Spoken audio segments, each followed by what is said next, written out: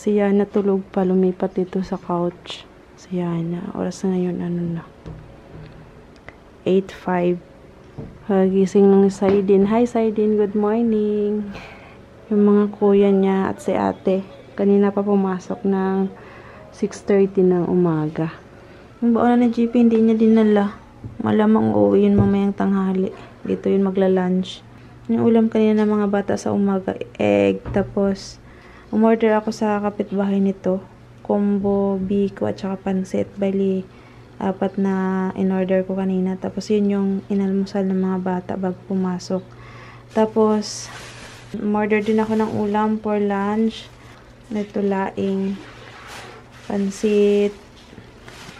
Tsaka may sinigang. Ayan. Wala nang laman yung ref namin. Kaya, ayun, wala akong mailuto at nag-order na lang ako ng ulam for lunch. Ano gusto mo? Egg lang? Ayaw mo nito? Pansit? Saka biko? Ayaw mo? Yan. Ang inulam ni Saidin, yung itlog, pansit, tsaka sabaw, sinigang.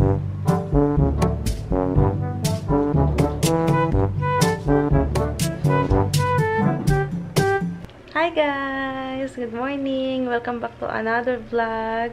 Ilang araw hindi ako nakapag-vlog guys. So, ayan. I'm back. Hindi ako nakapag-vlog nung isang araw at saka kahapon. Wala namang ganap. So, ayan guys. Today, vlog po tayo at meron akong share sa inyo. Dahil si Yana, last vlog ko kung napapanood nyo ay nagre-request siya sa daddy niya na magpapabili naman siya ulit ng toy car ba, yung electric car. So, ayun, nagpadala na kagabi ng pambili. So, sabi ng daddy niya, bibilhan ko daw siya today. So, ayun, kagabi, nag-inquire na ako lahat-lahat at wala palang COD. Kaya, ang gagawin ko, i-gcash ko na lang yung payment. Kailangan muna i-send ko yung bayad ng electric car bago nila i-deliver. Yung in-orderan ko is galing pa sa parang Malati, Manila. So, medyo malayo from Malati to Cavite. Kapag napag-send na daw ako ng payment, agad-agad daw i-assemble nila yung electric car niya na at i-deliver by today. Sabi ng daddy niya, wag muna daw sabihin at isusurprise daw niya kasi belated gift daw niya kaya birthday kasi ng daddy niya noong February 3. So, birthday niya, imbes na siya yung regaluhan niya na, siya daw magregalo sa anak niya. Ewan ko lang kung surprise to kasi aware na siya na nabibilhan nga siya ng car. Ang alam niya na bibilhan siya ng car pero hindi niya alam kung kailan namin siya bibilhan. Sigurado pag dumating yung car niya na matutuwa yan. Kasi every time magka-video call sila ng daddy na lagi niya talagang tinatanong yung saan na yung car ko daddy? Ba't ang tagal? Ganun. So, binibiro siya ng daddy niya na pinadala na sa airplano yung car. Kaya naabangan ni Yana na dumating. So, hindi alam ni Yana na ako yung order ng car niya. Yun, ang in-expect ni Yana na nandun na nga sa airplano yung car niya. Tapos, darating na anytime. Yun yung in-expect niya. Hindi ko alam kung today ma-deliver or bukas. Basta titignan natin. Update ko kayo mamaya. Hi, grabe. Nakauwi lang namin ni Yana, guys. Ayan. Galing kami nag-withdraw ng pera. Withdraw namin yung pinadala ni Daddy Erwin. Yung pambayad sa sa car ni Yana. Na-send ko na rin sa GCash para ma-deliver na today yung car ni Yana. Ayan, oh. Yan. 17,800 yung car. Tapos, binigyan ako discount 200. So, 17,600 na lang. Katatawag lang ng lalamove sa akin. Mamaya, guys, nandito na yun. Hindi alam ni Yana na mayroong paparating na car. Umorder ako ng halo-halo. Sobrang init kasi. Ang sarap kumain ng halo-halo. Gusto mo? Sabi mo, ayaw mo. Wait lang. Haluin mo natin. Patayin mo kasi maano ako. Makapiright. Tignan mo.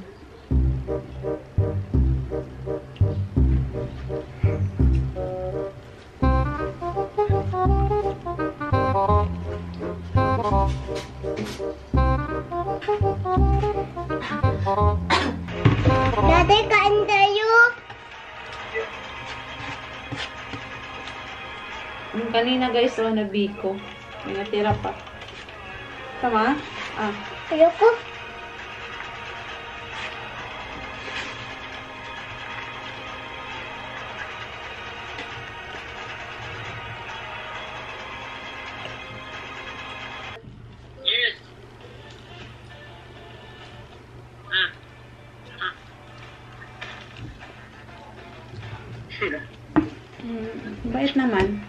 Day? Gusto mo, Daddy?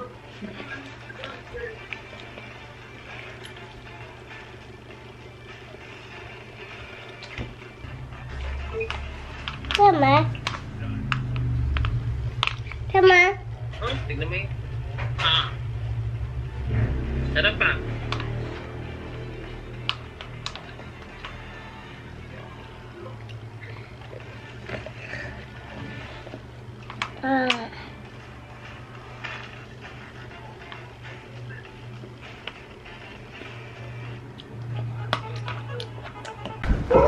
Yana.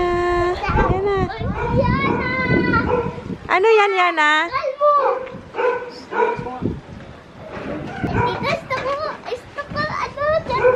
Ha? Dumating na ang... Ano yan, Yana? Alam na, alam niyo eh. Medyo tuwang-tuwa si Yana.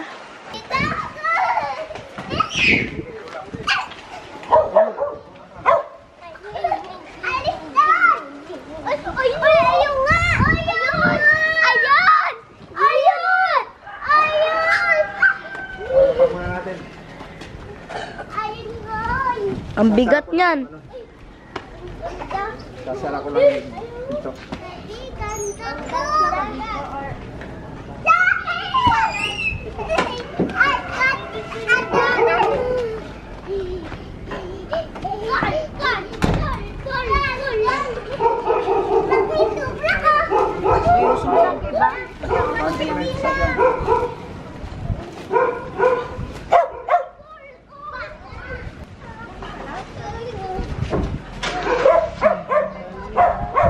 O yan na.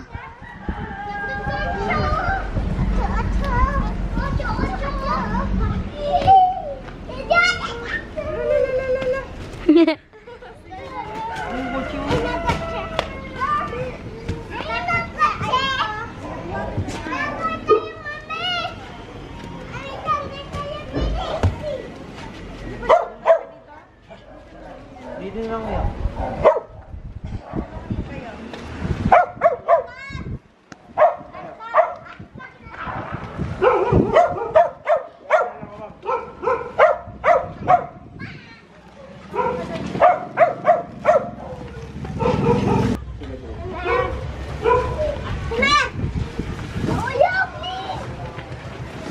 Sige lang, sige lang. Tawa niya.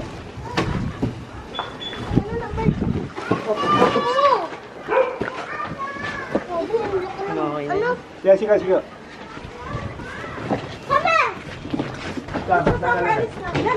Dito lang mo. Kita oh. Happy. Look at that. Ay, ayun o. Nakita ko na. Nakita ko na. Ang laki. 258 lang. Eh, may susi pa. Susi ko.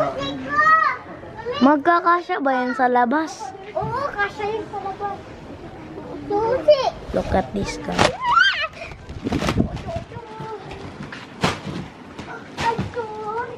Meron kami yan.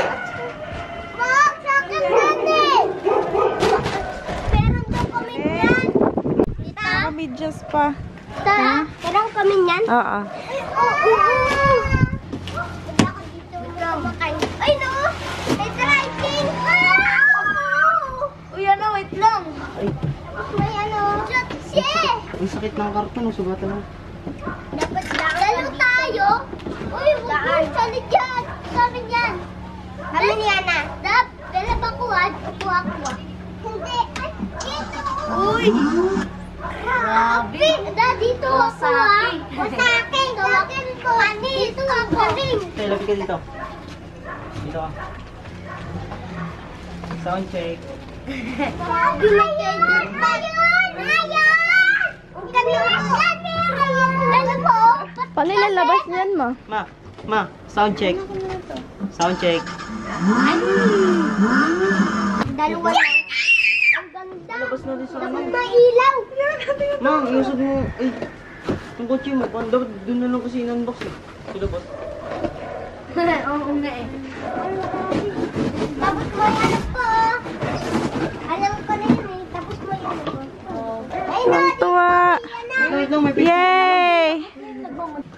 Oh, sana all! Sakto. Chef! Kuya, alam ko din. Ano pa no?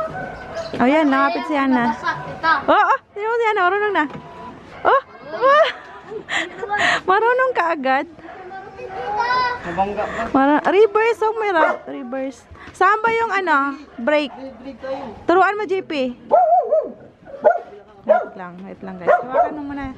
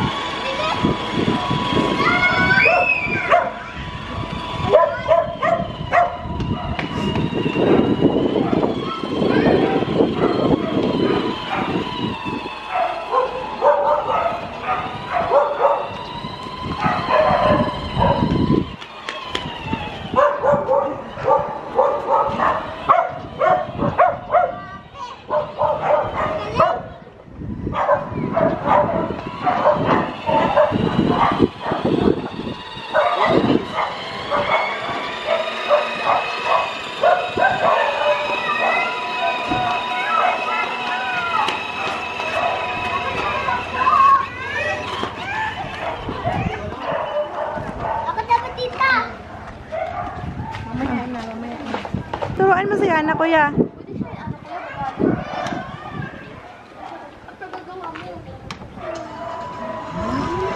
Turuan mo, makabangga ah. Turuan. Paano?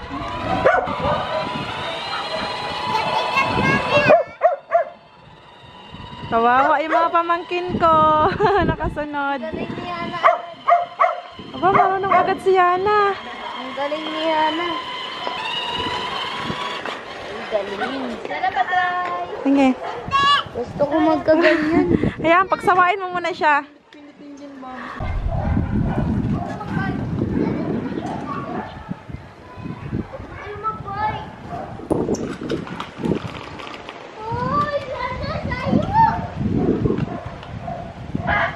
Ano sabihin kay Daddy?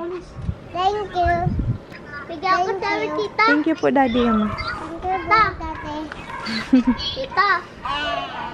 Yung manubila, ano mo? Ay, bukas na siya. Tatay ko dito matulog. Tumingin ka doon. Tita. Diyan lang ako. So, sundan nyo. Ako din po, tita. Bakit? Sige, dandaan lang. Si Saidi hanggang ngayon, hindi pa rin marunong mag-bike. Sirang-sira na yung ano sa likod.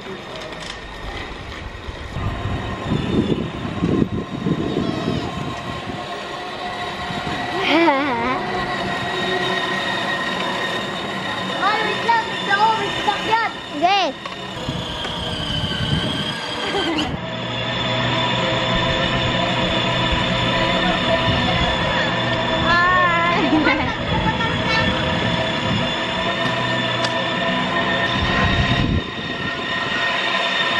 Pag may sasakyan nyo na, ano mga dandahan lang pag ano nga, dandahan. O, dandahan kasi may mga tao, dandahan dito.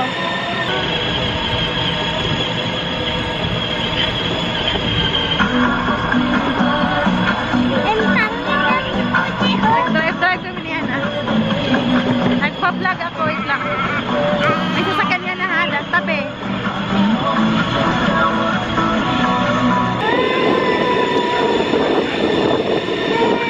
Yan na.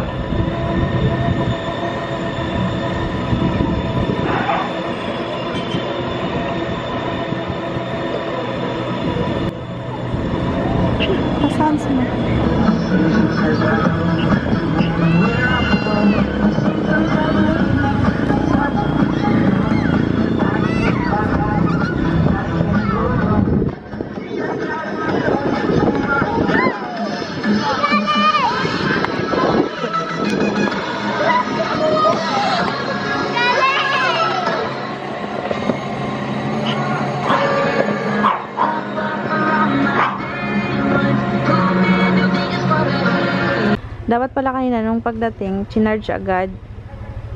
Mali pala yung gagamitin ka agad. Bakit manalo battery? Mahina na kasi ang takbo niya kasi palubat na. Kaya yun, pinarking na at gabi na rin kasi. Rechargeable po pala yan. Saan yung charger niyan? Maya konti papahingahin nyo muna bago i-charge. Hindi, kunin mo na. Andun nga. Kunin mo. Charger. Yan yung color na pinili ni Yana. Ang kukunin ko sana, color pink. Kaso walang pink na color. Ang pangalan po nito, Best Rider 4x4. Kasi ito, hanggang 115 kilos daw ang pwede. 12 volts lang yung inabil ko. Meron siyang 24 volts. Eh, ano yun? Yung 24 volts, ano na yun, 20K. Yung inabil ko, ano lang, 12 volts lang yan. Bali, 17,800. So, may discount na 200 kaya 17,600 na lang siya. Okay lang daw kahit anong kulay. Sabi niya na. Kaya yan na lang yung inabil namin na kulay. Dito namin na-avail, Little Rider Philippines. Ayan. Kasi ang mga review nila, yung mga artista kasi yung nag-avail doon. So, legit siya. Si ano lang ang hindi nakatry, si Sander at Saidin. Ayaw kasi bumaba ni Yana. Hindi naman kasi pwedeng si Yana at saka si Saidin lang, dalawa sila. Hindi pwede, baka makadisgrasya. Ayan, next time. So, charge daw to ng hanggang 10 hours. Or until na mag-green yung charger. So, ayan. Nakala ko, ano siya, plastic. Ganyan yung gulong niya. Madilim na kasi. So, ayan. Hanggang 115 kilos naman ang pwede. So, pwede rin siya pang adult. I-charge siya ni kuya. Ang iksi pala yung charger, no? Hindi katulad sa e-bike.